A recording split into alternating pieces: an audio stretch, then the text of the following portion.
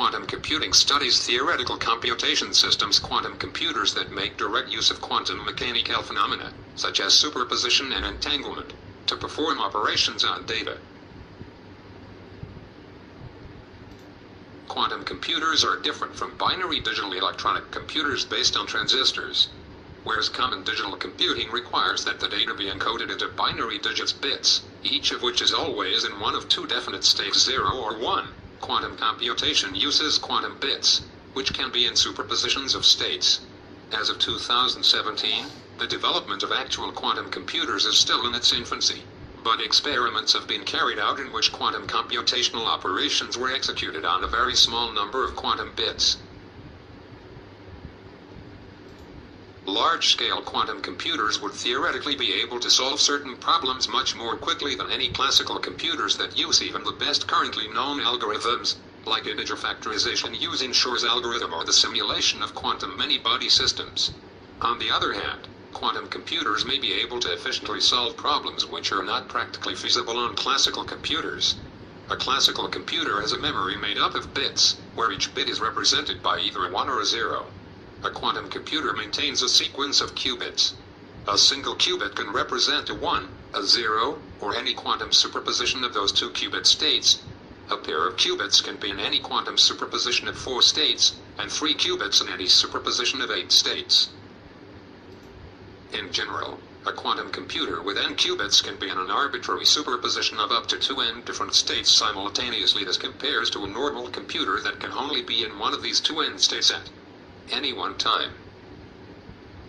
A quantum computer operates by setting the qubits in a perfect drift that represents the problem at hand, and by manipulating those qubits with a fixed sequence of quantum logic gates. The sequence of gates to be applied is called a quantum algorithm.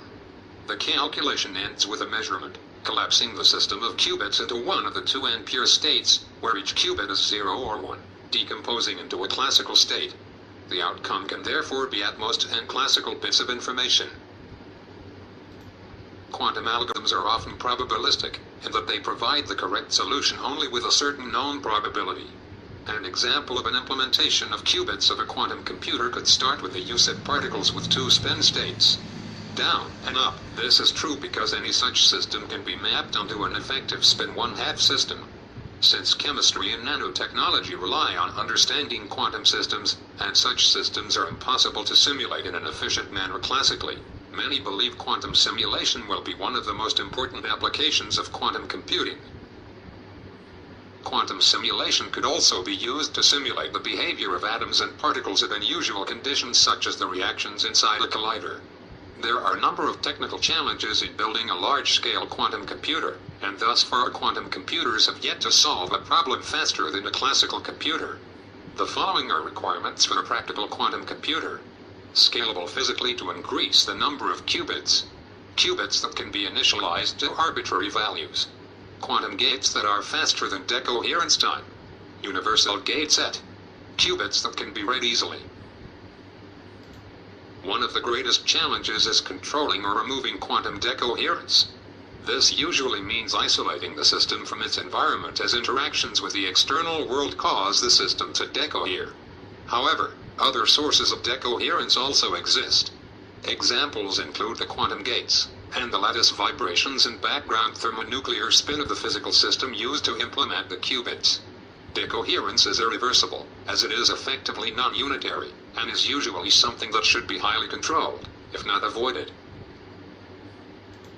Decoherence times for candidate systems, in particular the transverse relaxation time T2 for NMR technology, also called the dephasing time, typically range between nanoseconds and seconds at low temperature. Currently, some quantum computers require their qubits to be cooled to almost 0.015 Kelvin in order to prevent significant decoherence. These issues are more difficult for optical approaches, as the time scales are orders of magnitude shorter, and an often cited approach to overcoming them is optical pulse shaping. Error rates are typically proportional to the ratio of operating time to decoherence time, hence any operation must be completed much more quickly than the decoherence time. If the error rate is small enough, it is thought to be possible to use quantum error correction, which corrects errors due to decoherence. thereby allowing the total calculation time to be longer than the decoherence time. An often cited figure for required error rate in each gate is 10 to the power of -4. This implies that each gate must be able to perform its task in 1/10,000th of the coherence time of the system. Thank you for watching.